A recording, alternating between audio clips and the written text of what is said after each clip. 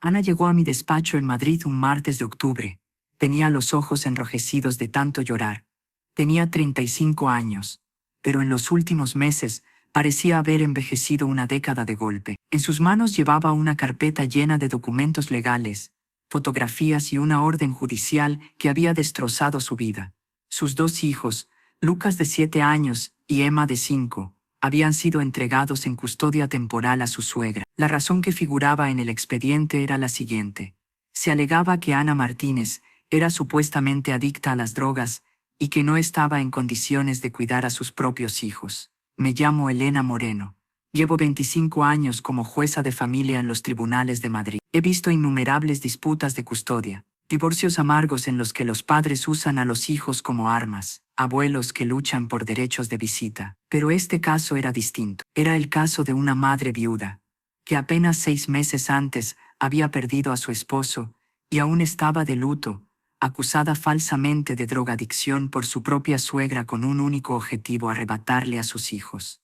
Y lo peor de todo, el sistema le había creído, al menos por ahora. Señora jueza, dijo Ana con una voz temblorosa y frágil, mi suegra le mintió al juez. Mintió sobre mí, mintió sobre mis hijos, y desde hace 3 semanas no puedo verlos. 3 semanas sin poder abrazar a Lucas, sin poder acostar a Emma, sin poder decirles que todo va a estar bien, y no sé si algún día volverán a creer en mí. Las lágrimas corrían por sus mejillas. Por favor, ayúdeme a recuperar a mis hijos. Se lo ruego. Abrí el expediente que había traído. Era grueso, demasiado grueso para un caso que supuestamente trataba de protección urgente de menores. En situaciones reales de abuso o negligencia, los expedientes son claros. Pruebas evidentes, una situación de riesgo y una intervención rápida.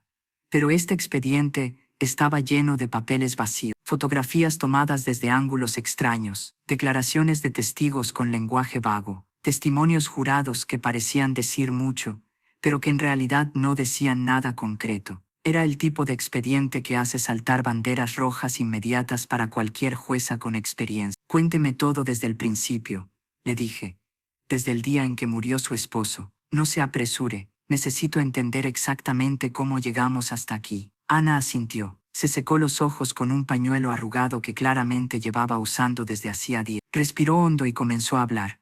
Mi esposo David murió hace 6 meses, el 15 de abril, un accidente de tráfico. En la M30, un camión se saltó un semáforo en rojo. David no tuvo ninguna oportunidad. Murió en el acto. Tenía 38 años. Los primeros días estaba en shock. Los niños también. Lucas tenía pesadillas todas las noches. Emma no entendía por qué papá no volvía a casa. Yo apenas podía mantenerme en pie. Tuve que organizar el funeral, llamar a los familiares, explicar a los niños lo inexplicable. Fue el periodo más oscuro de mi vida. ¿Y su suegra? Beatriz llegó un día después del accidente, desde Sevilla. Tomó el primer tren. Cuando la vi en la puerta pensé, gracias a Dios, familia, alguien que entiende este dolor tanto como yo. David era su único hijo. Ella había quedado viuda así que éramos las dos mujeres que deberían haber quedado unidas por esta pérdida terrible. Los primeros días Beatriz, bueno, era como cualquiera esperaría. Llorábamos juntas, nos abrazábamos. Ella se ocupaba de los niños cuando yo no podía levantarme de la cama. Parecía que por fin habíamos superado la tensión que siempre había existido entre nosotras. ¿Qué tensión? Beatriz nunca pensó que yo fuera lo suficientemente buena para David, ni que pudiera hacerlo feliz. Cuando nos conocimos hace 10 años fue muy frío. Decía cosas como David siempre ha tenido estándares altos o espero que puedas hacerlo feliz, como si yo tuviera que pasar una prueba. Y cuando nos casamos lloró en la boda, no de felicidad, sino de pérdida, como si yo le estuviera quitando a su hijo. Pero con los años pensé que nuestra relación había mejorado. Íbamos a Sevilla 2 veces al año. Ella venía a Madrid en Navidad. No éramos cercanas, pero éramos cordiales, educadas, familia. Después del funeral Beatriz se quedó, dijo que quería ayudar. Durante los primeros 2 meses, realmente ayudó. Cocinaba, limpiaba, llevaba a los niños al colegio cuando yo no podía levantarme, pero luego algo empezó a cambiar. ¿Cómo? Empezó a quedarse más tiempo, a tomar decisiones sobre los niños sin consultarme, a contradecirme delante de ellos. Si yo decía es hora de dormir, ella decía ay, déjalos jugar un poco más. Si yo decía no más dulces, Les daba chocolate a escondidas. También empezó a criticarme y a desacreditarme. Al principio de forma sutil. Ana, te ves muy cansada. ¿Estás durmiendo bien? Ana, los niños necesitan más estructura, no puedes estar en pijama todo el día. Ana, ¿has pensado en volver al trabajo? Los niños necesitan normalidad. Todo disfrazado de preocupación. Pero lo que se sentía era juicio. Trabajaba antes, soy diseñadora gráfica freelance. Trabajo desde casa. Después de que David murió, me tomé 2 meses de descanso. Mis clientes lo entendieron, pero poco a poco empecé a aceptar proyectos pequeños otra vez. Necesitaba distraerme y también necesitaba el ingreso. David tenía un seguro de vida. 2 millones de euros. Suena a mucho, pero con 2 niños, una hipoteca y un futuro incierto, quise ser cuidadosa. El dinero está en una cuenta especial para los niños, para la universidad, para emergencia. No lo toco excepto para necesidades básicas. ¿Quién es el beneficiario?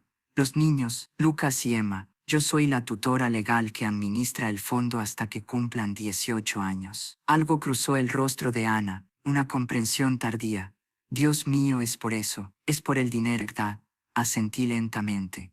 Muy probablemente, continué. Hace 3 meses le dije a Beatriz que era hora de que regresara a Sevilla, con amabilidad. Le dije, Beatriz, has sido un ángel ayudándonos, pero necesitamos empezar a reconstruir nuestra rutina. Los niños necesitan su propio espacio. Yo también, puedes visitarnos cuando quieras, pero creo que ya es momento de que vuelvas a tu casa. Pensé que lo entendería, que aceptaría que habían pasado 3 meses y que ya necesitábamos independencia. Pero Beatriz se enfadó muchísimo. No gritó, fue peor, se volvió fría, calculadora. Dijo Ana, no estás preparada para quedarte sola con los niños. Aún estás de luto, sigues débil. ¿Y si pasa algo? ¿Y si no puedes cuidarlos como se debe? David querría que yo me quedara. Le dije que entendía su preocupación, pero que esa decisión era mía, no suya, que la madre era yo, que podía cuidarlos. Ella solo respondió, ya veremos. Luego se fue, regresó a Sevilla ese mismo día. Pensé que se había molestado,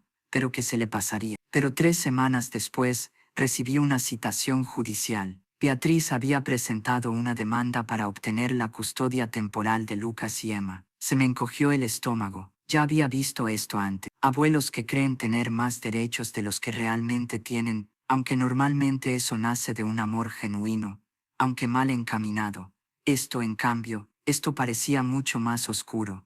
¿Qué se alegaba en la demanda? Ana sacó los documentos, los leí, y quedé horrorizada. Demanda de custodia temporal de emergencia presentada por Beatriz Gómez contra Ana Martínez. Las alegaciones eran las siguientes. Ana Martínez es adicta a sustancias estupefacientes, específicamente cocaína y ansiolítico. Ana deja con frecuencia a los niños sin supervisión, mientras se encuentra bajo los efectos de dichas sustancias. Ana presenta comportamientos erráticos y peligrosos. Como abuela y única familia paterna con vida, Beatriz solicita la custodia temporal urgente para proteger a los niños. Evidencia adjunta: 15 fotografías, 4 declaraciones juradas de supuestos testigos, historial de medicamentos recetados, fotografías del estado del domicilio. Miré a Ana.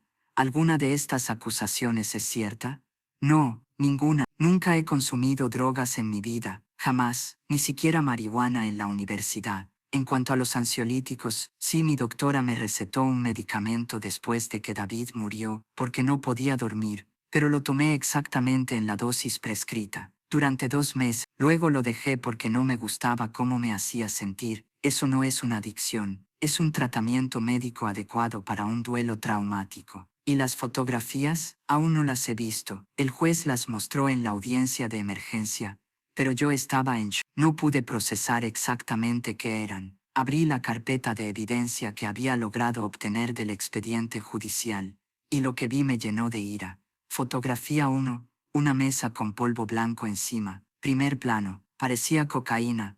Fotografía 2, jeringas en un baño. Fotografía 3, pastillas esparcidas sobre la encimera de la cocina. Fotografías 4-10, una casa desordenada, platos sucios, ropa en el suelo, cama sin hacer. Fotografías 11-15, varias imágenes de Ana con aspecto descuidado, cabello despeinado, sin maquillaje, en pijama a distintas horas del día. Le mostré las fotografías a Ana. Su expresión pasó de la confusión a la comprensión y luego a una furia absoluta. Estas son fotos de mi casa. Las tomó Beatriz, mientras supuestamente me ayudaba. Entró en mi casa, tomó fotos desde ángulos muy específicos y las usó completamente fuera de contexto. Explíqueme cada una. Le dije, el polvo blanco, la primera foto es harina. Estábamos haciendo galletas con los niños. Había harina sobre la mesa. Cualquiera que viera la foto completa vería el rodillo, los moldes de galletas, a los niños con delantal. Pero Beatriz solo fotografió el polvo desde un ángulo que pareciera sospechoso. Las jeringas, la segunda foto no son mías. Son de mi vecina Marta. Ella es diabética. Cuando viaja yo cuido a su gato. Tiene una copia de la llave de mi... A veces cuando viene a tomar café, deja por error sus suministros médicos en mi baño, pero en la foto parece que fueran mías. Las pastillas, la tercera foto, son vitaminas. Vitaminas prenatales de cuando estaba embarazada de Emma, hace 6 años. Estaban en un frasco viejo en la parte trasera del armario. Beatriz debió encontrarlas, esparcirlas sobre la encimera y fotografiarlas para hacerme parecer adicta a las pastillas. Y la casa desordenada. Sí, mi casa estaba desordenada. ¿Sabe por qué? Porque mi esposo acababa de morir, porque estaba enfrentando un duelo enorme, mientras intentaba mantener a 2 niños en pie, porque algunos días no tenía energía para hacer las camas o lavar los platos de inmediato. Pero mis hijos nunca estuvieron en peligro, nunca pasaron hambre, nunca fueron descuidados, siempre había comida, siempre estaban limpios, siempre iban a la escuela. Una casa desordenada no significa peligro. Los platos sucios no significan negligencia. Y las fotos mías en pijama, trabajo desde casa. A veces a las 2:30 de la tarde, sigo en pijama porque tuve una reunión por Zoom a las 8 de la mañana, y luego estuve diseñando toda la mañana. Eso no es adicción, eso es la vida freelance. Tenía razón, absolutamente razón. Pero el problema era este. Cuando un juez de emergencia vio esas fotografías sin contexto, vio exactamente lo que Beatriz quería que viera: una madre en crisis, un hogar peligroso, niños en riesgo. ¿Y las declaraciones juradas? Pregunté. Ana sacó los testimonios. Eran 4. Declaración 1. Pilar Romero, amiga de Beatriz de Sevilla. He visitado el apartamento de Ana Martínez en 2 ocasiones. En ambas visitas noté comportamientos erráticos. Ana parecía confundida, hablaba rápido, estaba agitada. Había un olor extraño en el apartamento. Me preocupé por los niños. Declaración 2. Carmen Soto, vecina del edificio de Beatriz en Sevilla.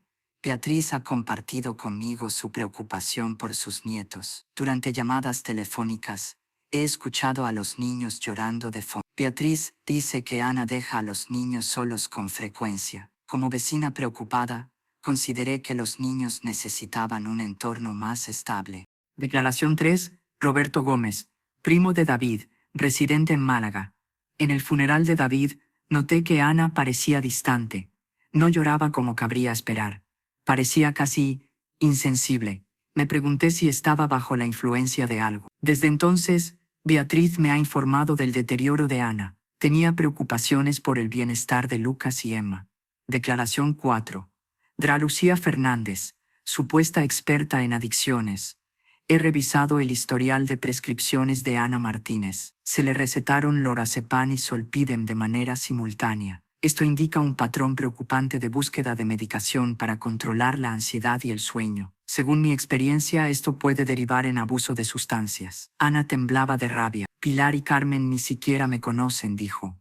Pilar vino solo una vez, y fue por 1 hora, cuando Beatriz todavía vivía conmigo. Ese día yo estaba trabajando con una fecha límite muy estresante. Sí, estaba agitada, porque tenía que entregar diseños. Y el supuesto olor extraño. Emma había derramado esmalte de uñas en su habitación esa misma mañana. Eso fue todo. Carmen, en cambio, nunca ha estado en mi apartamento. Jamás. Vive en Sevilla. Todo lo que sabe no es más que lo que Beatriz le contó. Y en cuanto a Roberto ni siquiera habló conmigo de verdad en el funeral. Tal vez nos vimos 5 minutos. ¿Cómo puede decir que yo parecía insensible? Acababa de perder a mi esposo. Estaba en shock. ¿Y la doctora? Pregunté. No la conozco. Nunca. Ni siquiera sé quién es. Sí, Me recetaron esos medicamentos: lorazepam para la ansiedad aguda que sufrí tras la muerte de David, Zolpidem para el insomnio, dos medicamentos totalmente apropiados para alguien que atraviesa una pérdida traumática. Fue mi médico de familia quien los recetó. Los tomé exactamente según las indicaciones, solo durante 8 semanas. Después los dejé de forma gradual, bajo supervisión médica. Pero esta supuesta Dra. Fernández lo presentó como si fuera un patrón de adicción, cuando en realidad era un tratamiento médico estándar. Era un montaje. Todo había sido un montaje cuidadosamente preparado. Beatriz había esperado, había observado, había tomado fotografías fuera de contexto, había reclutado testigos dispuestos a mentir, había conseguido a una supuesta experta para presentar un historial médico normal como una adicción, y lo había empaquetado todo de forma convincente ante un juez de emergencia. ¿Qué ocurrió en la audiencia de emergencia?, pregunté. Fue una pesadilla. Ocurrió hace 3 semanas. Recibí la citación con solo 48 horas de aviso. Apenas tuve tiempo para encontrar un abogado. Fuimos a la audiencia. Beatriz estaba allí, con su abogado aparentando preocupación y una actitud maternal. Presentaron todas las fotos, todas las declaraciones. Me retrataron como una madre adicta fuera de control, con niños en peligro inmediato. Mi abogado, con menos de 24 horas para prepararse, intentó objetar. Dijo que necesitábamos tiempo para refutar las pruebas, que esto era claramente un montaje orquestado. Pero el juez respondió que en situaciones de emergencia, la seguridad de los niños es prioritaria, que no podía arriesgarse a dejarlos en un entorno potencialmente peligroso mientras se investigaba, y concedió la custodia temporal a Beatriz. De inmediato, los trabajadores sociales llegaron a mi apartamento ese mismo día, empacaron las cosas de Lucas y Emma. Los niños estaban confundidos, asustados. Lucas me preguntó: «Mamá, ¿hiciste algo malo?». Emma lloraba, se aferraba a mí. Tuve que explicarles que se quedarían con su abuela por un tiempo, pero que su mamá los amaba y que los vería pronto. Su voz se apagó por completo. Los vi subir al coche con Beatriz. Emma me miraba llorando desde la ventana trasera. En el rostro de Lucas había una expresión rota, y desde ese día no los he vuelto a ver. Han pasado 3 semanas. El juez ordenó que no pudiera tener contacto directo con ellos hasta la audiencia completa. Solo se permiten llamadas telefónicas supervisadas, 2 veces por semana. Y las llamadas son tortura. Beatriz supervisa, pone el teléfono en altavoz. Los niños suenan raros, distentes, como si tuvieran miedo de hablar libremente. Emma me preguntó la última vez: «Mamá, ¿cuándo vas a dejar las drogas?». Casi me desmayo. Le habían dicho. Beatriz les había dicho que su madre es drogadicta, que por eso no pueden estar conmigo. Las lágrimas corrían por mi propia cara ahora. Esto era crueldad pura. Beatriz no solo había robado a los niños de Ana, les había robado la imagen de su madre. Les había plantado semillas de duda y miedo que podrían tomar años en deshacer. «Ana», dije firmemente, «vamos a luchar esto. Vamos a exponer cada mentira de Beatriz. Vamos a recuperar a sus hijos. Pero necesito que sea completamente honesta conmigo sobre todo. ¿Alguna vez ha usado drogas recreacionales, alcohol en exceso, cualquier cosa que Beatriz pueda usar contra usted?» «Nunca. Bebo una copa de vino ocasionalmente con la cena, tal vez 2 veces al mes. Nunca me he emborrachado. Nunca he fumado. Nunca he probado ninguna droga ilegal. Soy madre. Soy profesional. Mi vida entera es mis hijos y mi trabajo. No hay nada que Beatriz pueda encontrar porque no hay nada que encontrar». «Bien, entonces esto es lo que vamos a hacer. Primero, test de drogas inmediato. Cabello, sangre, orina, todo. Probaremos que está completamente limpia. Segundo, vamos a conseguir declaraciones de personas que realmente la conocen. Maestros de los niños, pediatra, vecinos, clientes de trabajo. Probaremos que es madre capaz y profesional responsable. Tercero, vamos a desmantelar cada una de estas fotos falsas. Vamos a mostrar contexto completo. Cuarto, vamos a investigar a estos testigos. Apuesto que encontraremos que todos tienen conexión con Beatriz y motivo para mentir. Quinto, vamos a conseguir registros médicos completos mostrando que uso de medicación fue apropiado y supervisado. Y finalmente, vamos a exponer la verdadera motivación de Beatriz, ese seguro de vida de 2 millones de euros. Si obtiene custodia, obtiene control del dinero. Eso es lo que realmente quiere. No a los niños. Quiere el dinero. Ana asintió. esperanza llenando sus ojos por primera vez. ¿Cuánto tiempo tomará? La audiencia completa está programada en... Revisé el expediente.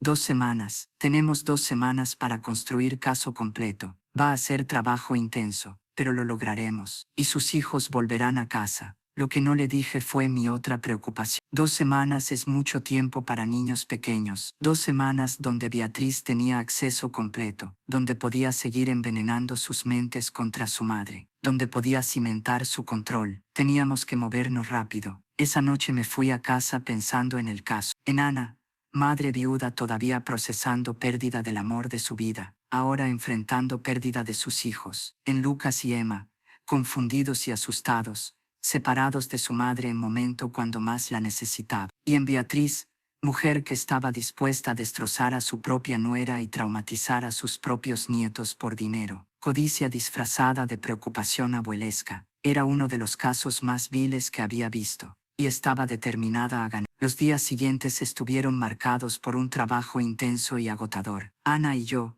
junto con su abogado Carlos Rivera, especialista en derecho de familia, organizamos una operación para desmentir una por una todas las mentiras que Beatriz había presentado. Solo teníamos 2 semanas por delante, 14 días por 2 niños. No había ni un solo minuto que perder. El primer paso fue la prueba de drogas. Llevé personalmente a Ana a uno de los centros médicos privados más prestigiosos de Madrid. No queríamos utilizar ningún laboratorio que pudiera ser cuestionado. Se realizaron pruebas de cabello, sangre y orina. Todo quedó documentado por un médico certificado. Los resultados llegaron en 48 horas, completamente limpios, 0 sustancias ilegales, 0 medicamentos utilizados de forma indebida. Lo único que se detectó fueron trazas mínimas de lorazepam, coherentes con un uso conforme a prescripción médica y suspendido meses atrás. Era exactamente lo que necesitábamos, una prueba científica irrefutable. Mientras esperábamos los resultados, comenzamos a recopilar testimonios de personas que realmente conocían a Ana. La primera fue la maestra de Lucas, Patricia Ruiz.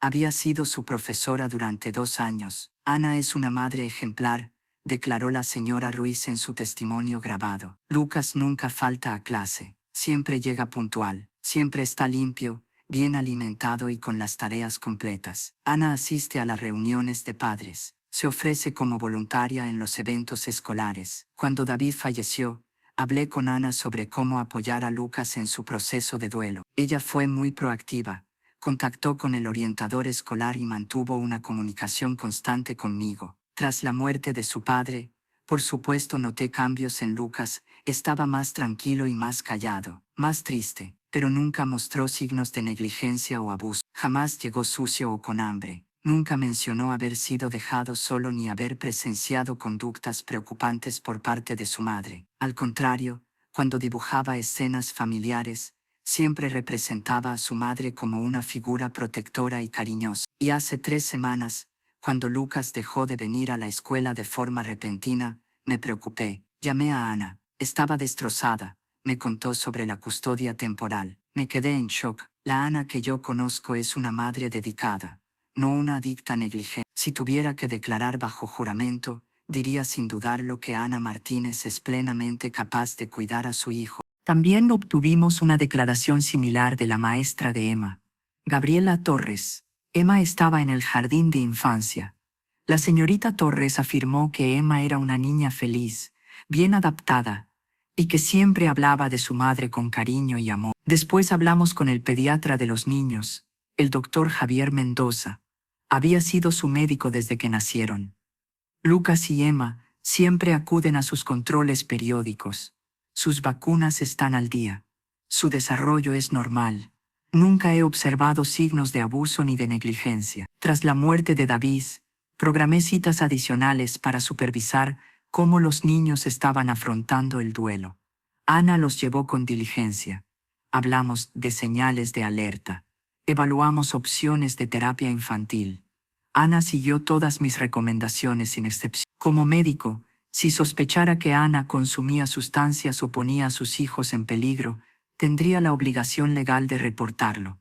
Nunca he visto nada que justifique eso. Ana es una madre cuidadosa y responsable. Esta acusación Me parece absurda. También obtuvimos declaraciones de los vecinos. Marta López, que vive en el mismo edificio que Ana, declaró: conozco a Ana desde hace 5 años, somos amigas, tomo café en su apartamento una vez por semana. Nunca he visto drogas, nunca he presenciado comportamientos que sugieran adicción. Sí, soy diabética. Sí, cuando la visito a veces dejo mis suministros médicos en su baño. Las jeringas que aparecen en esas fotos probablemente son mías. Estoy dispuesta a declarar bajo juramento. El vecino del piso de abajo, Tomás Ruiz, añadió: oigo todo lo que ocurre en el piso de arriba. Las paredes son muy finas. Oigo a Ana leerles cuentos a los niños por las noches. Oigo risas. Oigo una rutina familiar normal. Nunca he oído peleas. Nunca he oído señales de descuido. Si Ana estuviera consumiendo drogas o siendo negligente, lo oiría. No hay absolutamente nada preocupante. También nos pusimos en contacto con los clientes de Ana. Como diseñadora gráfica freelance, había trabajado con decenas de empresas en los últimos años. Obtuvimos declaraciones de 3 de sus principales clientes. Declaración de la directora de marketing de una empresa tecnológica. Ana ha realizado trabajos de diseño gráfico para nosotros durante 3 años. Siempre es profesional. Cumple con los plazos de entrega. Su trabajo es de alta calidad. Incluso después de la muerte de su esposo, continúa entregando los proyectos a tiempo. Si estuviera luchando contra una adicción, su trabajo sin duda se habría visto afectado. Eso nunca ocurrió. La recomiendo sin ninguna duda. Declaración del dueño de una agencia de publicidad. Trabajé con Ana en una gran campaña hace 2 meses. Fue justo después de la muerte de su esposo. Sí, mencionó que estaba pasando por un momento difícil, pero su trabajo fue impecable. Asistió a todas las reuniones, respondía a los correos con rapidez, no vi ningún deterioro mental, ni comportamiento errático. Si alguien me dijera que es adicta, no lo creería. Estas declaraciones dibujaban una sola imagen. Ana era una madre responsable, una profesional competente, una persona funcional, no una adicta fuera de control. Luego pasamos a las fotografías falsas, una por una, metódicamente. En cuanto a la supuesta foto del polvo blanco, que pretendía ser cocaína, encontramos las fotografías originales en el teléfono de Ana. Habían sido tomadas el día en que hacía galletas con sus hijos. En las imágenes completas se veía claramente una mesa cubierta de harina, un rodillo, moldes de galletas con forma de estrellas, y a Lucas y Emma con delantales, sonriendo, cubiertos de harina. Era una actividad familiar completamente inocente. Beatriz, en cambio, había tomado la foto desde un ángulo extremadamente cercano, cortando todo el contexto, haciendo que la harina pareciera una sustancia sospechosa. Para las jeringas, Marta López presentó sus registros médicos que acreditaban que es diabética tipo 1. Quedó documentado que necesita aplicarse insulina diariamente mediante inyección. Además, aportó fotografías de sus propios suministros médicos, idénticos a las jeringas que aparecían en las imágenes. Estaba dispuesta a declarar bajo juramento que visita con frecuencia el apartamento de Ana, y que durante esas visitas, en ocasiones deja sus suministros médicos allí por error. Para las píldoras esparcidas, Ana encontró el frasco original. Eran vitaminas prenatales del año 2018. Las había utilizado cuando estaba embarazada de Emma. Llevaban años sin usarse, guardadas en la parte trasera del armario de la cocina. Era evidente que Beatriz había encontrado ese frasco, había sacado las pastillas, las había esparcido sobre la encimera y las había fotografiado, presentándolas completamente fuera de contexto. La fecha era claramente visible en el empaque. Para las fotografías de la casa desordenada, esta fue la parte más difícil de refutar directamente, porque sí, la casa estaba desordenada en ese momento. Sin embargo, obtuvimos una declaración del consejero de duelo que había acompañado a Ana durante los 2 meses posteriores a la muerte de David. Durante un periodo de duelo agudo, es completamente normal que una vivienda esté desordenada. Ana estaba atravesando una pérdida traumática, mientras cuidaba sola a 2 niños pequeños. Priorizar a sus hijos por encima de platos limpios no constituye negligencia, sino una jerarquía de prioridades adecuada. Una casa perfectamente limpia en medio de una crisis sería más preocupante, ya que podría indicar evitación o negación. Además, tomamos fotografías actuales del hogar de Ana. Estaba limpio, ordenado, nos mostraban claramente que el desorden había sido temporal, vinculado al proceso de duelo, y que ya había desaparecido. Para las fotografías en las que Ana aparecía descuidada, esta fue la parte más fácil de refutar. Ana trabaja como profesional freelance desde casa. No tiene la obligación de estar maquillada o vestida de manera formal todo el tiempo. Obtuvimos declaraciones de numerosos trabajadores freelance y remotos que confirmaban que trabajar desde casa con ropa cómoda es completamente normal. Además, esas fotografías habían sido tomadas durante las primeras semanas posteriores a la muerte de David. Por supuesto que no estaba maquillada, estaba de duelo. Era una situación completamente humana y absolutamente normal. Luego investigamos a los supuestos testigos y fue exactamente como lo había esperado. Pilar Romero era amiga de Beatriz desde hacía 30 años. Vivían en el mismo barrio de Sevilla, excepto por aquella única visita que Ana ya había mencionado. Nunca había estado en Madrid. Su testimonio se basaba por completo en lo que Beatriz le había contado, no en observación directa. Carmen Soto era vecina de Beatriz en Sevilla. Durante el interrogatorio del abogado de Ana, Carlos admitió algo clave. Nunca había conocido a Ana en persona. Todo lo que sabía provenía de conversaciones telefónicas con Beatriz. Los supuestos niños llorando de fondo podían haber sido cualquier niño, o simplemente una invención. Roberto Gómez era primo de David, pero al investigar descubrimos que Roberto le debía 15.000 euros a Beatriz, un préstamo que jamás había devuelto. Carlos encontró la documentación del préstamo. Roberto tenía un claro incentivo económico para ayudar a Beatriz. Lucía Fernández. Este fue el descubrimiento más impactante. No era médica licenciada en España. Había estudiado medicina en Argentina hacía 20 años, pero nunca completó la especialidad.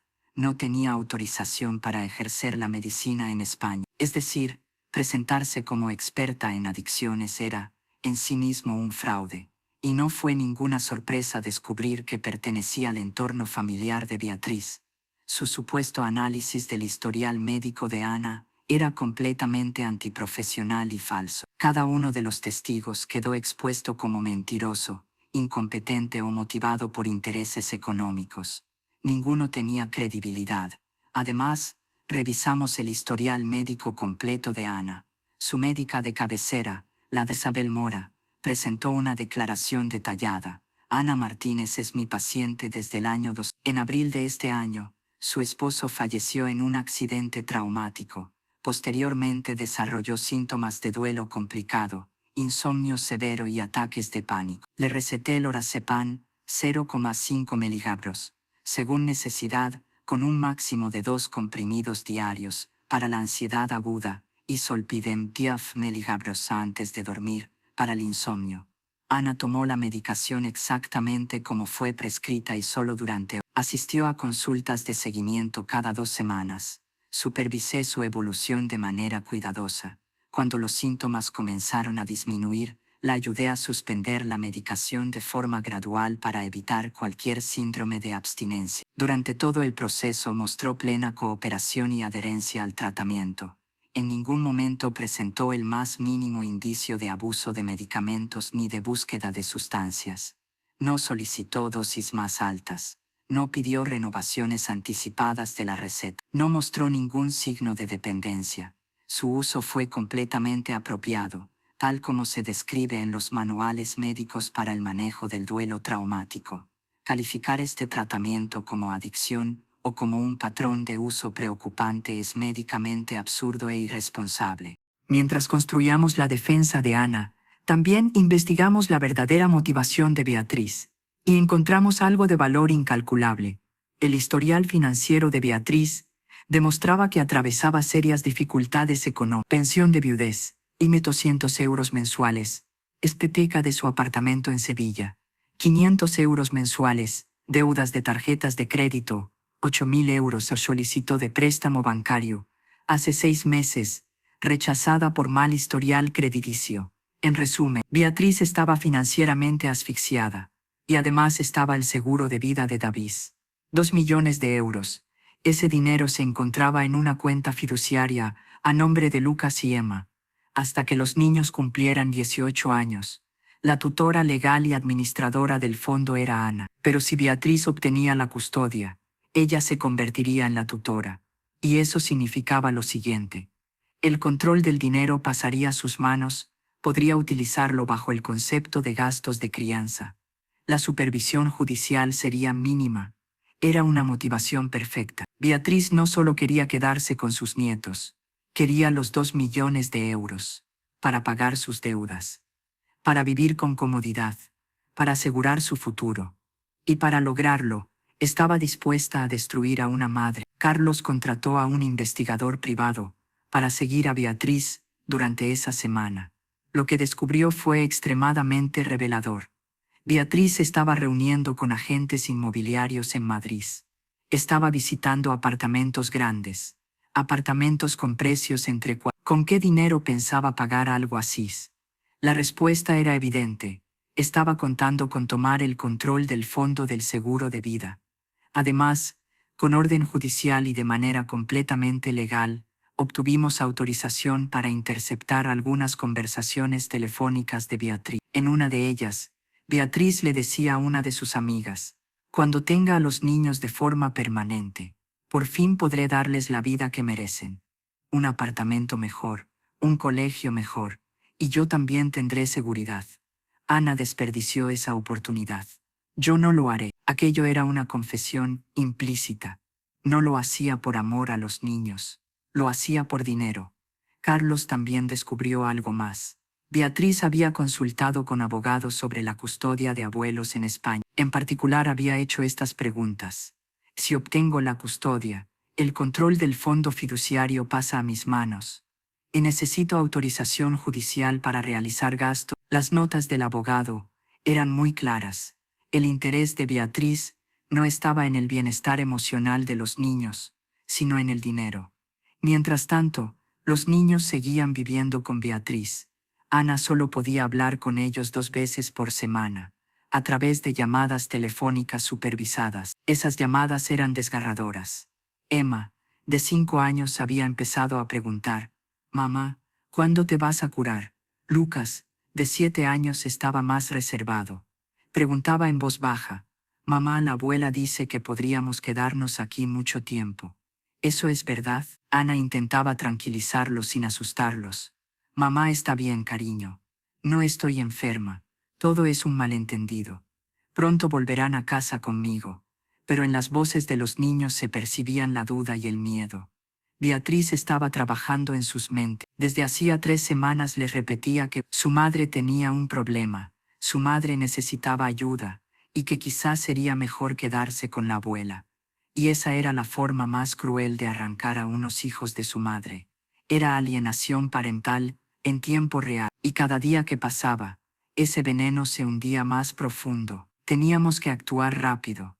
Una semana antes de audiencia completa, Carlos y yo nos reunimos con Ana para revisar todo. «Tenemos caso fuerte», dijo Carlos.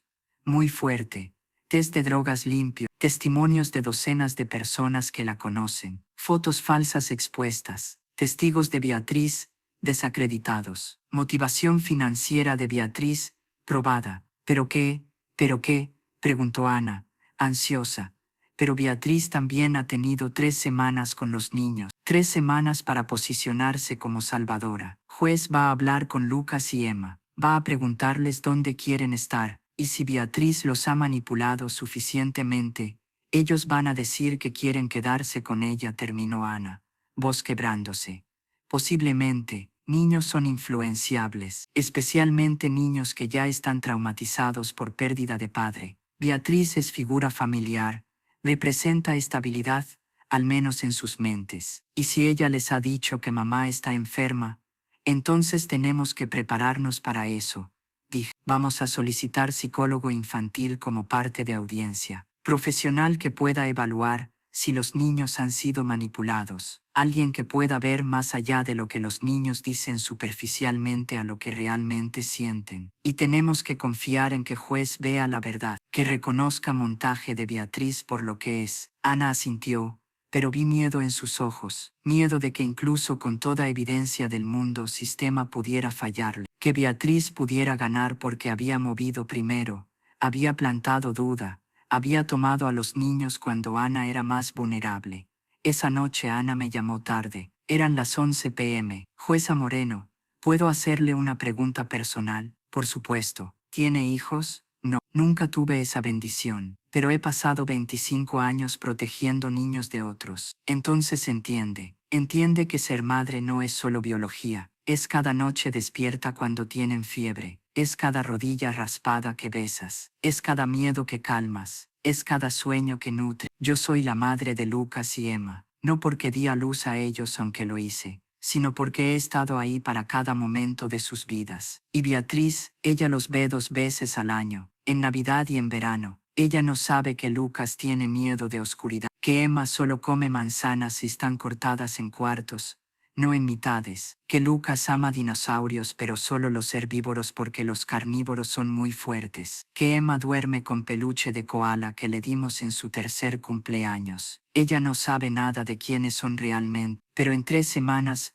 va a pretender que ella es mejor para ellos que yo. Y tengo miedo de que el sistema le crea. Ana, dije firmemente, el sistema no es perfecto, pero no es completamente ciego tampoco. Hemos construido caso irrefutable. Vamos a ganar. Confía en eso. Lo intento, pero cada noche me acuesto en silencio, sin Lucas preguntando por un cuento más, sin Emma gateando a mi cama a las 2 a.m. porque tuvo pesadilla. La casa está tan callada, y me pregunto si alguna vez volverá a ser hogar de nuevo. Después de colgar, me quedé despierta largo tiempo, pensando en Ana, en Lucas y Emma, en Beatriz, y en cuántas familias he visto destruidas, no por violencia o abuso real, sino por codicia disfrazada de preocupación, por personas dispuestas a traumatizar niños para su propio beneficio. La audiencia completa era en una semana, 7 días para preparar todo final, 7 días para asegurar que justicia prevalecería, y 7 días que Lucas y Emma pasarían sin su madre. Esperaba que no fueran muchos más. Finalmente llegó el día de la audiencia completa. Era un lunes de noviembre. Madrid estaba gris, frío y lluvioso. Un día perfectamente acorde con la tensión que llenaba el aire. La sala del tribunal estaba llena. Ana llegó temprano junto a Carlos. Por primera vez en semanas se la veía mejor. Hoy dormí bien por primera vez, dijo. Porque hoy era su turno de decir la verdad. Vestía un traje gris oscuro, profesional pero con una presencia claramente maternal. El cabello limpio y bien arreglado. Maquillaje mínimo. Ana era exactamente lo que era, una madre respetable, injustamente acusada. Beatriz llegó 10 minutos después con su abogado, el licenciado Marcos Sánchez. Vestía de negro, tenía un gesto serio y preocupado, como una abuela angustiada por el bienestar de sus nietos. Era una actuación calculada. Luego entraron Lucas y Emma. Los acompañaba una trabajadora social. Verlos fue como una puñalada para Ana. Lucas parecía haber crecido en solo 3 semanas, o tal vez era la expresión de su rostro, lo que lo hacía parecer mayor, confusión, miedo, pérdida. Emma se aferraba con fuerza a la mano de la trabajadora social. Miraba a su alrededor con una expresión nerviosa. Cuando vieron a Ana, ambos se iluminaron por un instante. «Mamá», gritó Emma, y comenzó a correr hacia ella, pero Beatriz se interpuso. Se agachó a la altura de Emma y le susurró algo al oído. Emma se detuvo, dio un paso atrás, miró a Ana con una expresión de desconcierto. Ver a una niña de 5 años ser obligada a dudar de su propia madre era desgarrador. Ana sollozó en silencio. Carlos apoyó una mano sobre su hombro para tranquilizarla. «Vamos a arreglar esto», susurró. Hoy, la jueza que presidía la audiencia era la Dra. Carmen Alonso. Era conocida por ser justa pero firme, no toleraba mentiras, no toleraba la manipulación del sistema. Era exactamente el tipo de jueza que necesitábamos. «Buenos días», comenzó la jueza Alonso. Hoy nos encontramos aquí para celebrar la audiencia relativa a la custodia temporal de Lucas Martínez Gómez. Los menores fueron entregados en custodia temporal a su abuela paterna, Beatriz Gómez, como resultado de una audiencia de emergencia celebrada hace 3 semanas. La madre Ana Martínez ha presentado una impugnación contra dicha decisión. Hoy escucharemos toda la evidencia de manera detallada y tomaremos una decisión informada sobre qué es lo mejor para estos niños. Luego dirigió la mirada hacia el abogado de Beatriz. Licenciado Sánchez, usted representa a la señora Gómez. Comenzará usted primero, ya que la carga de la prueba recae en su parte. Debe demostrar ante este tribunal por qué la custodia temporal debe mantenerse. El licenciado Sánchez se puso de pie. Era un hombre de unos 55 años, con un traje caro y una actitud segura de sí misma. Su señoría dijo: mi clienta Beatriz Gómez se encuentra hoy aquí con el corazón roto. Ama a su nuera Ana, pero a veces el amor exige tomar decisiones difíciles. Y esa decisión difícil fue reconocer que Ana no se encuentra en condiciones de cuidar adecuadamente a sus hijos, debido a una adicción a sustancias. En la audiencia de emergencia celebrada hace 3 semanas, presentamos evidencia fotográfica de sustancias ilícitas en el hogar. Presentamos múltiples testimonios sobre el comportamiento errático de Ana. Y presentamos un historial médico que mostraba un patrón preocupante de búsqueda de medicamento. Todo ello en conjunto dibujaba un panorama muy claro. Los niños estaban en riesgo y era necesaria una intervención urgente. Hoy reforzaremos esa evidencia, y además demostraremos que durante estas 3 semanas bajo el cuidado de Beatriz, los niños han prosperado, están felices, están seguros, viven en un entorno estable.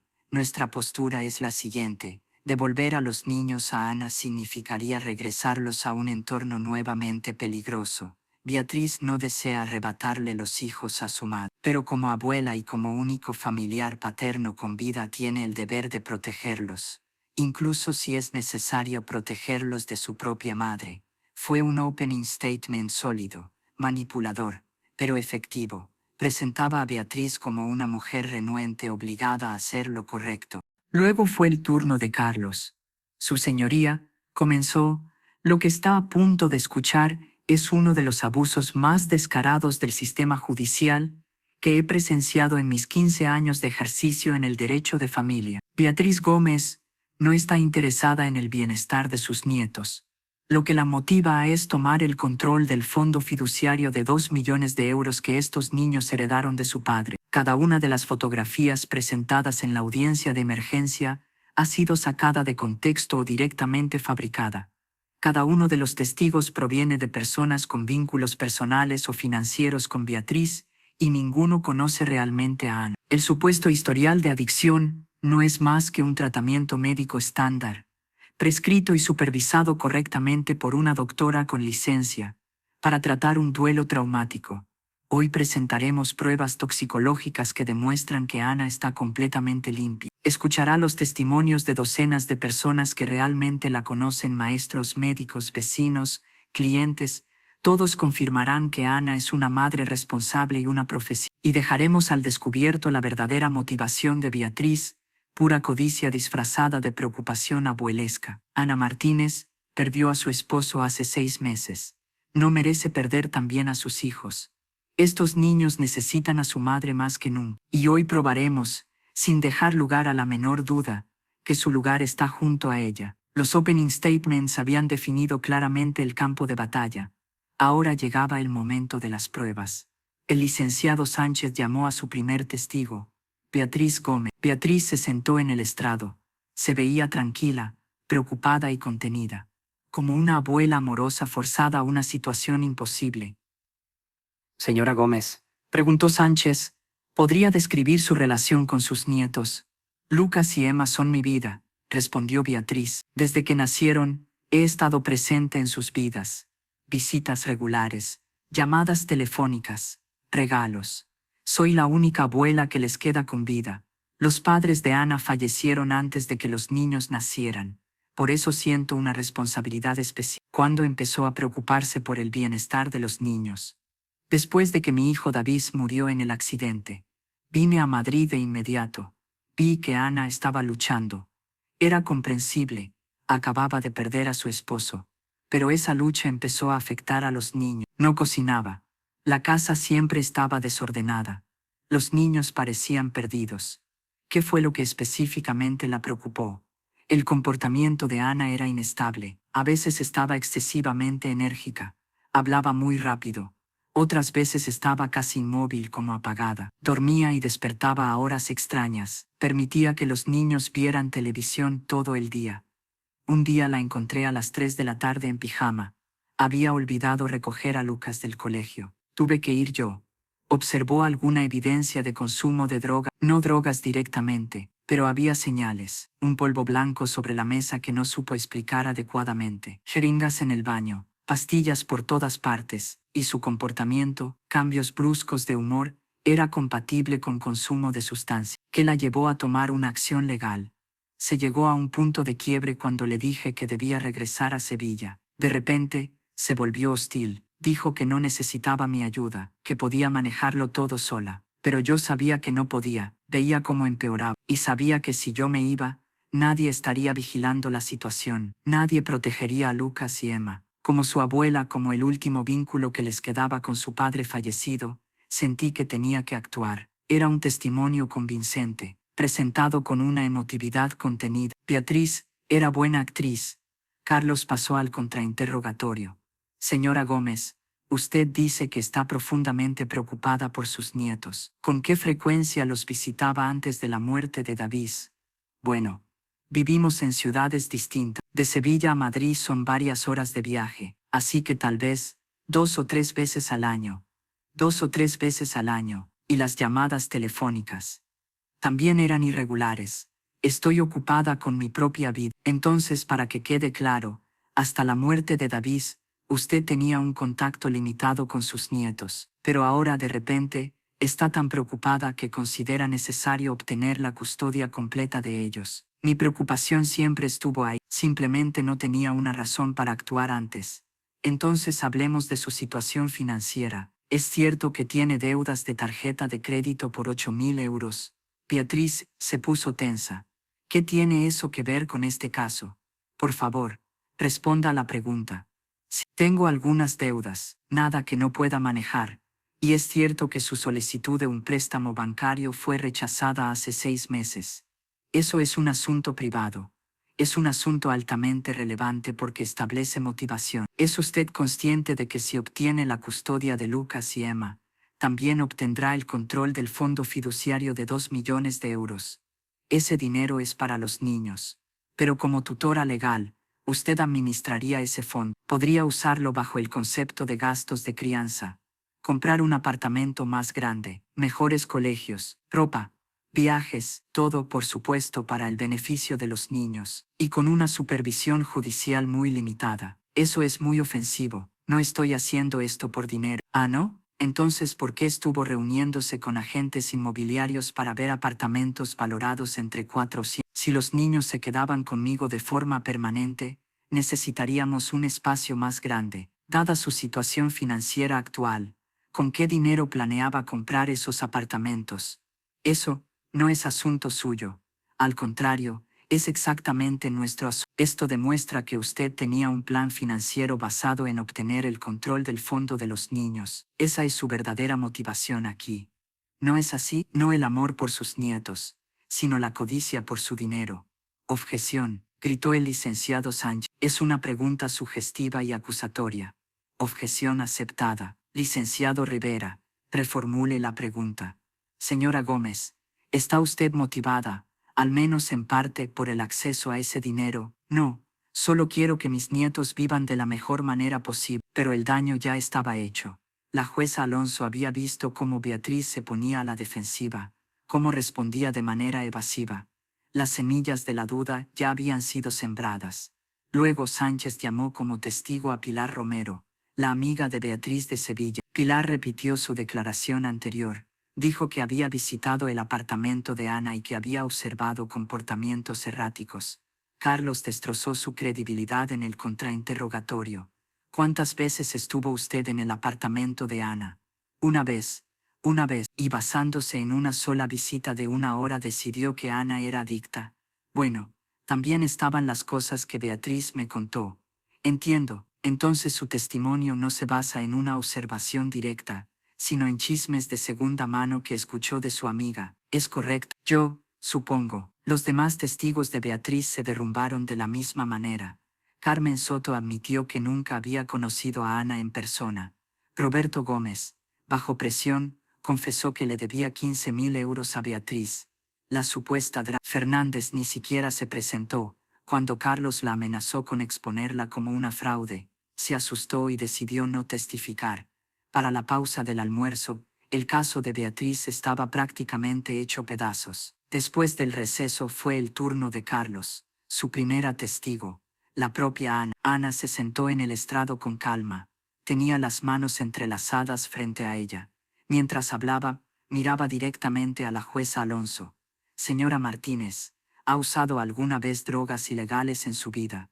Nunca, jamás en toda mi vida, ni siquiera lo probé en la universidad. No bebo en exceso, no fumo, soy madre, toda mi vida son mis hijos y mi trabajo.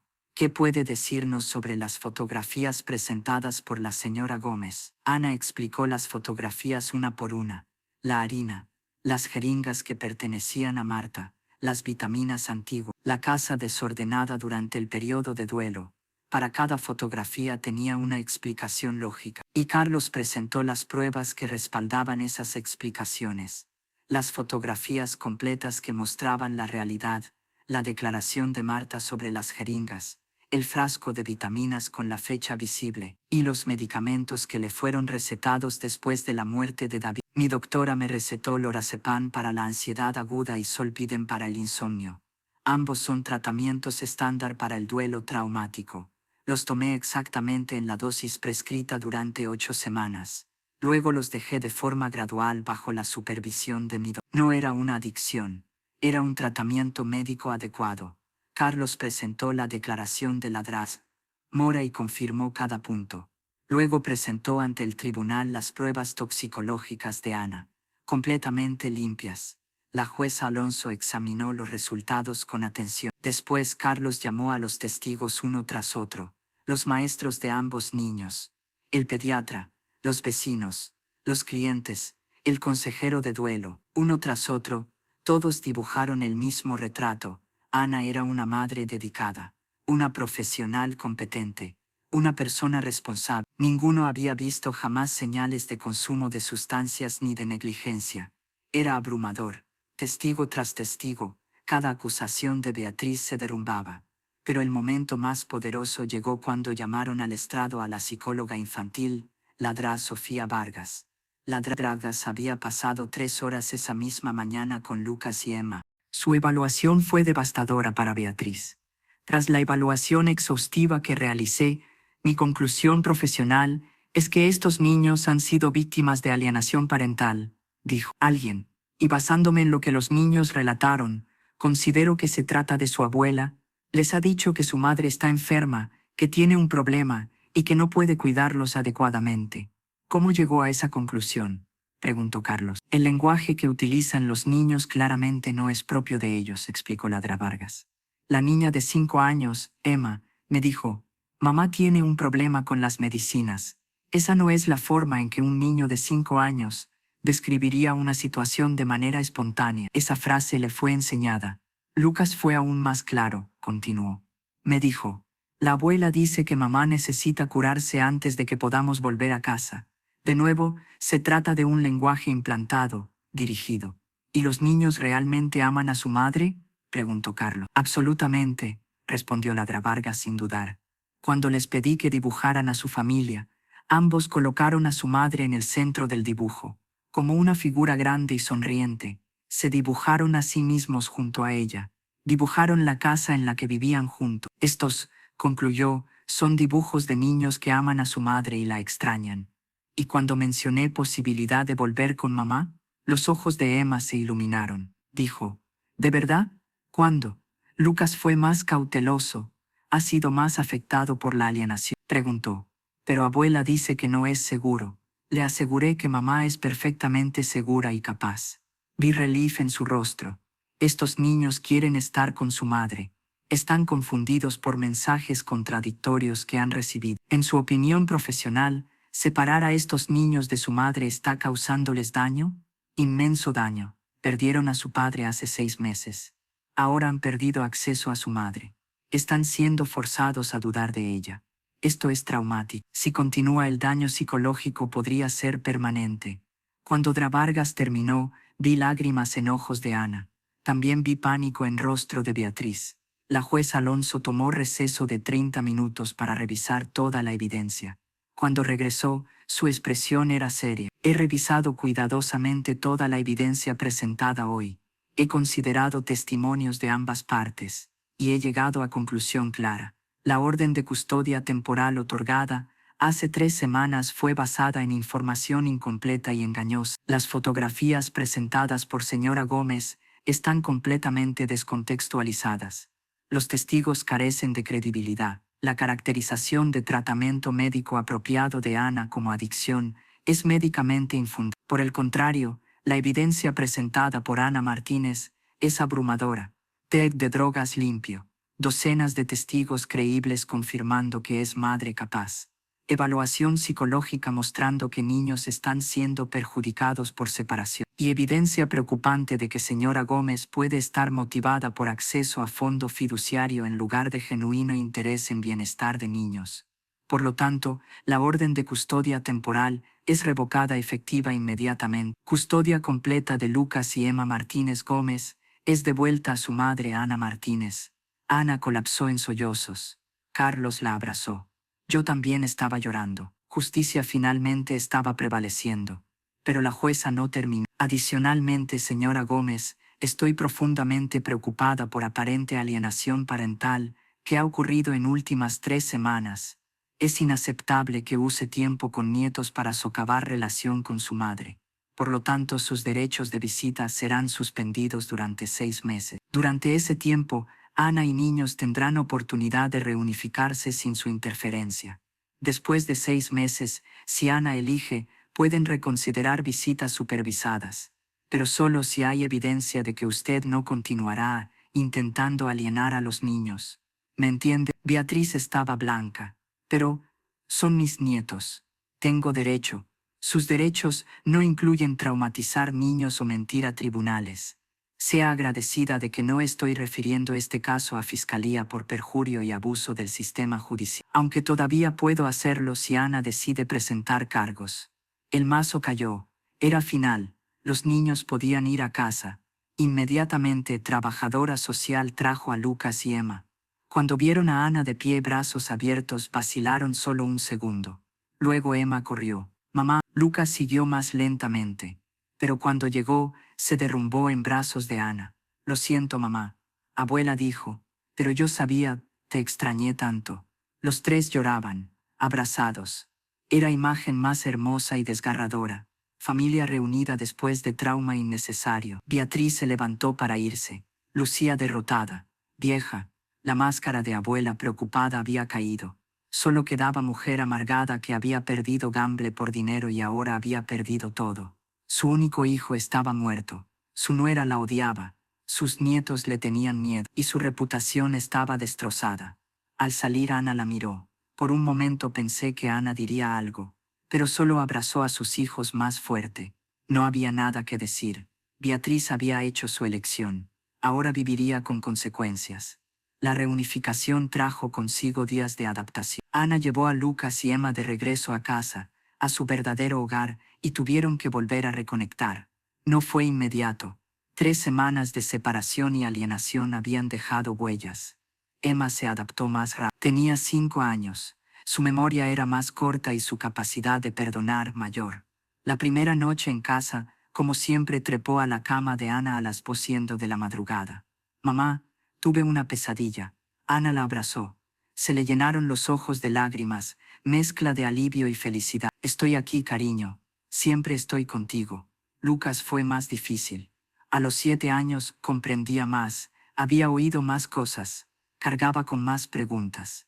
La segunda noche después de volver a casa preguntó, «Mamá, ¿por qué la abuela dijo que estabas enferma si no era verdad?» Ana se sentó al borde de su cama.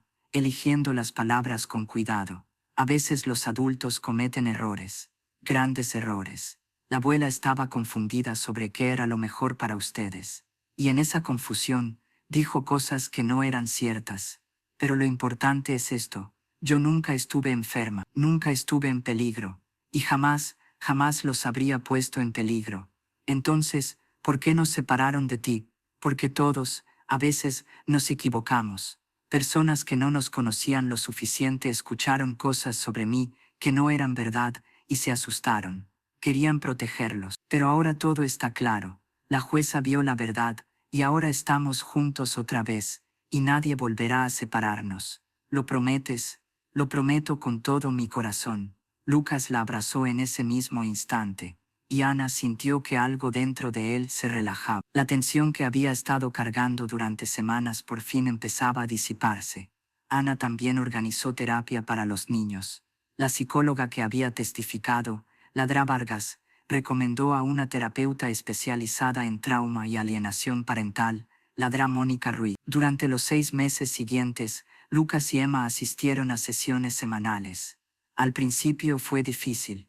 Los niños no solo intentaban procesar la pérdida de su padre, sino también la separación de su madre y la traición de su abuela, todo al mismo tiempo. Emma expresaba el caos en su mente a través de dibujos. Dibujaba una familia feliz: mamá, papá, Lucas y ella. Luego dibujaba al papá en el cielo. Después dibujaba a la mamá lejos, y luego a la mamá de nuevo a su lado. Era su manera de afrontar lo ocurrido. Lucas era más verbal, hacía preguntas directas. ¿Por qué la abuela nos mintió? ¿Fue porque no nos quería? ¿Fue culpa mía? Ladra Ruiz le ayudó a comprender algo fundamental: que nada de eso era su culpa, que los adultos a veces toman malas decisiones, que amar no siempre significa hacer lo correcto, y que es posible amar a alguien y aún así estar enfadado por lo que hizo. Con el tiempo y la terapia, ambos niños sanaron, no por completo. Experiencias así siempre dejan alguna huella, pero aprendieron a vivir con lo ocurrido, a entenderlo, a aceptarlo. Y poco a poco la casa volvió a sentirse como un hogar. Las rutinas regresaron. Ana cocinaba cenas que comían juntos. Leía cuentos antes de dormir. Ayudaba con los deberes. Los llevaba al colegio cada mañana. Cosas simples, cotidianas. Las cosas que hacen a una familia. Y exactamente eso era lo que Beatriz había intentado arrebatarles. En cuanto a Beatriz, Ana no presentó cargos penales. Podría haberlo hecho: perjurio, abuso del sistema judicial, alienación parental, pero decidió que ya se había causado suficiente daño. No quiero más batallas legales, dijo, solo quiero paz y felicidad para mis hijos. Beatriz ya perdió a sus nietos, perdió su reputación, perdió por completo cualquier posibilidad de tener una relación con nosotros. Eso es un castigo más que suficiente. Beatriz regresó a Sevilla. Ana se enteró, a través de los primos de David, de que Beatriz estaba cada vez más aislada. Las amigas que habían testificado a su favor se fueron alejando poco a poco cuando la verdad salió a la luz. La iglesia, de la que había sido miembro activa durante años, comenzó a tratarla con frialdad después de que la historia se difundiera. En el barrio donde vivía, todos sabían lo que había hecho. Y en una comunidad pequeña como Sevilla, la reputación lo es todo. Beatriz lo había perdido todo, no por amor a sus nietos, sino por la codicia de un dinero que nunca le habría pertenecido. Ana me contó que, 4 meses después de que el caso terminara, Beatriz intentó contactarla una vez. Una carta escrita a mano había llegado a su apartamento en Madrid. No la abrí de inmediato, me dijo Ana mientras me ponía al día. Se quedó sobre la mesa durante una semana. La miraba una y otra vez, preguntándome qué podría decir. ¿Y cuando finalmente la abriste?, le pregunté. Era una carta extraña, dijo. No era una disculpa. Al menos, no exactamente. Era más bien una justificación. Beatriz escribió que solo quería proteger a mis nietos, que realmente creía que estabas atravesando una crisis, que nunca quise causar tanto daño. Pero hay cosas que, por mucho cuidado que se ponga al escribirlas, por más palabras suaves con las que se adornen, no pueden deshacerse. Pero no se disculpó, no directamente, no dijo lo siento por mentir, o lo siento por traumatizar a tus hijos, o lo siento por casi destruir tu familia. Solo explicaciones y excusas. Al final, pidió ver a Lucas y Emma. Dijo que les extrañaba, que esperaba que algún día pudiéramos superar esto. ¿Qué hizo con la carta? La guardé. Tal vez algún día se la mostraré a Lucas y Emma, cuando sean adultos, para que entiendan completamente lo que pasó. Pero no respondí. No tengo nada que decirle a Beatriz. Y no voy a exponer a mis hijos a ella de nuevo. Tal vez nunca. Los niños preguntan por ella. Emma ocasionalmente pregunta a mamá, ¿por qué no vemos a abuela anymore? Le digo que abuela hizo cosas que lastimaron a nuestra familia, que necesitamos tiempos separados, que tal vez cuando sea mayor entienda mejor. Emma acepta esto. Es joven. Su memoria de Beatriz se está desvaneciendo. ¿Y Lucas? Lucas es más complicado. Tiene 8 ahora. Recuerda más. Y creo que está enojado. No solo con Beatriz, sino con todo el sistema que nos falló. Me preguntó una vez, ¿cómo fue que gente que ni nos conocía pudo separarnos? Es pregunta válida. Y no tengo buena respuesta excepto que el sistema es imperfecto, que trata de proteger niños pero a veces se equivoca. ¿Cómo está usted? Mejor, mucho mejor. Los primeros meses fueron difíciles. No solo lidiar con trauma de los niños, sino con mi propio trauma. Seguía teniendo pesadillas de que alguien venía y se los llevaba de nuevo, de que despertaba y la casa estaba vacía. Pero con tiempo eso pasó. Ahora cuando me despierto escucho sus respiraciones y sé que estamos seguros. También volví a trabajar completamente. Mis clientes fueron increíblemente supportive durante todo esto. Muchos me enviaron mensajes cuando el caso se resolvió. Una cliente incluso me envió flores con nota. Gracias a Dios que justicia prevaleció. Fue emotivo. Y financieramente, ¿cómo está? El fondo fiduciario sigue intacto. Beatriz nunca tuvo oportunidad de tocarlo. Está guardado seguro para cuando Lucas y Emma cumplan 10, para universidad, para comenzar sus vidas. Eso es lo que David habría querido. Habla con los niños sobre David todo el tiempo. No quiero que olviden a su padre. Tenemos fotos por todo el apartamento. Les cuento historias sobre él, cómo nos conocimos, cómo nos enamoramos, cómo estaba emocionado cuando cada uno nació. Lucas tiene algunas memorias directas de David, Emma menos, pero ambos saben que su papá los amaba profundamente, y que si estuviera aquí, nunca habría dejado que lo que Beatriz hizo pasara. 2 años después del caso, recibí invitación inesperada. Era de Ana. Estimada jueza Moreno, decía. Han pasado 2 años desde que cambió nuestras vidas. Lucas tiene 9 ahora. Emma tiene 7. Estamos teniendo cena pequeña para celebrar 2 años de estar juntos como familia nuevamente. Me encantaría que pudiera venir. Sin usted, no estaríamos aquí. Con gratitud eterna a Ana, Lucas en Emma.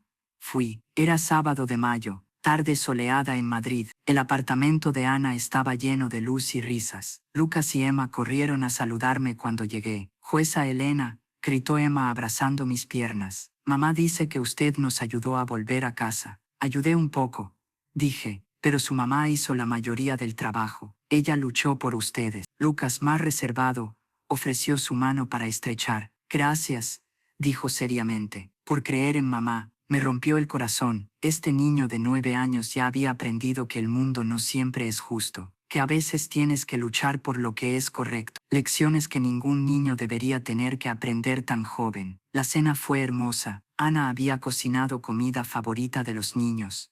Paella, pan casero, flan de postre. Hablamos sobre escuela, sobre amigos, sobre planes de verano. Era normal, maravillosamente, gloriosamente normal. Y al final, Ana me llevó aparte. Quería que supiera algo, dijo. He estado pensando mucho sobre lo que pasó, sobre cómo Beatriz casi ganó porque movió primero y el sistema le creyó, sobre cuántas madres no tienen recursos que yo tuve, buen abogado, amigos que testificaron, evidencia que pude reunir. Así que he estado trabajando con organización de derechos de padres, ayudando a educar sobre alienación parental, sobre cómo reconocerla, cómo combatir. Hablo en grupos de apoyo para padres que están pasando por custodia battles. Comparto mi historia y les digo, no se rindan, luchen. La verdad importa, eso es increíble, dije, genuinamente conmovida. Está tomando su trauma y usándolo para ayudar a otros. Es lo menos que puedo hacer. Si mi historia puede prevenir que otra familia pase por esto, entonces algo bueno salió de algo horrible. Esa noche manejé a casa pensando en el caso, en cuán cerca habíamos estado de injusticia horrible. Si el juez de emergencia inicial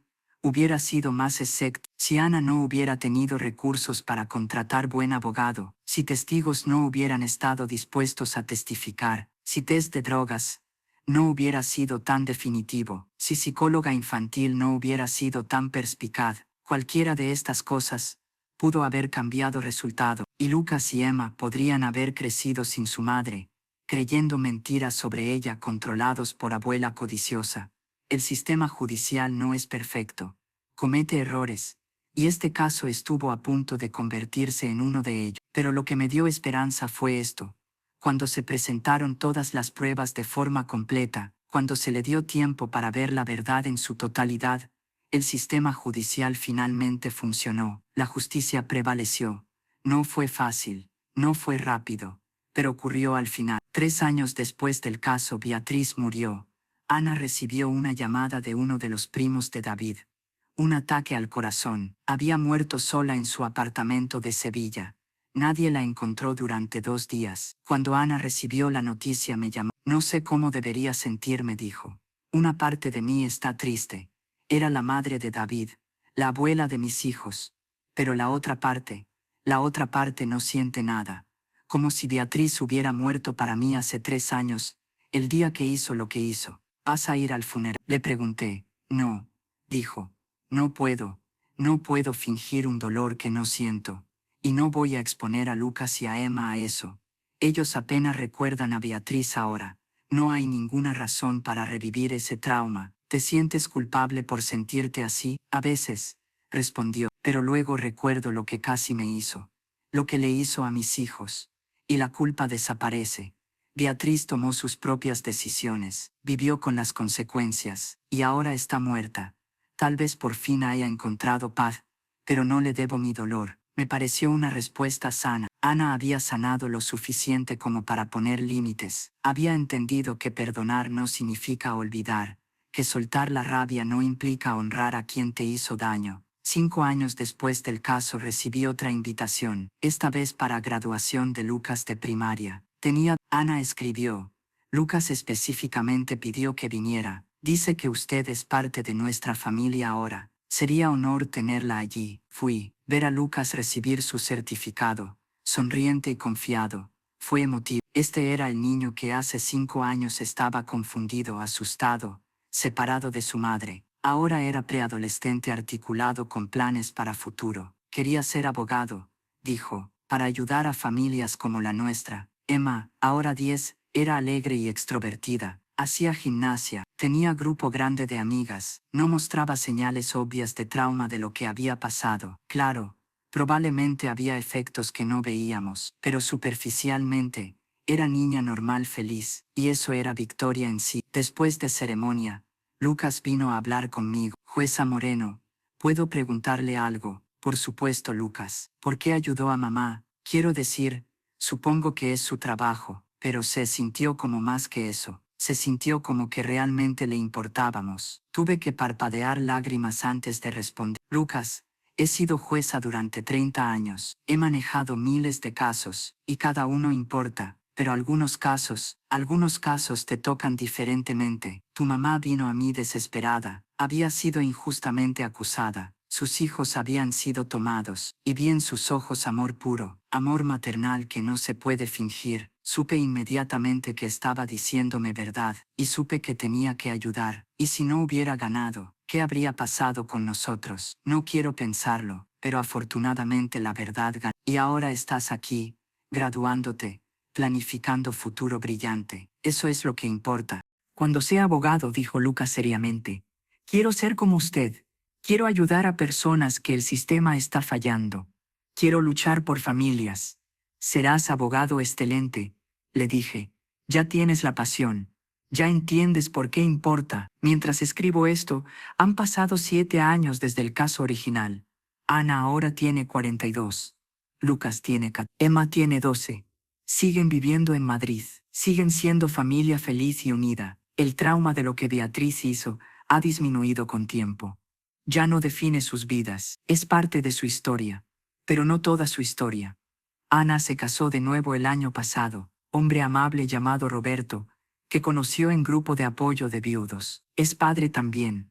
Tiene hijo de 16 de matrimonio anterior. Ahora son familia mezclada. Lucas y Emma llaman a Roberto Beto, no papá, porque esa palabra todavía es reservada para David, pero lo aman y lo respetan, y él los ama como propios. Este caso me enseñó varias lecciones importantes. Primera, que el sistema judicial, aunque imperfecto, puede funcionar cuando se le da tiempo y evidencia completa. Segunda, que la codicia puede hacer que personas hagan cosas inimaginables, incluso a su propia familia. Tercera, que los niños son resilientes pero no invencibles. Necesitan protección, apoyo y tiempo para sanar. Cuarta, que alienación parental es forma real y destructiva de abuso. No deja moretones físicos, pero deja cicatrices psicológicas profundas. Quinta, que madres viudas son particularmente vulnerables. Están en duelo, están solas, están luchando por mantener familia funcionando. Son blanco fácil para personas que quieren explotar su vulnerabilidad.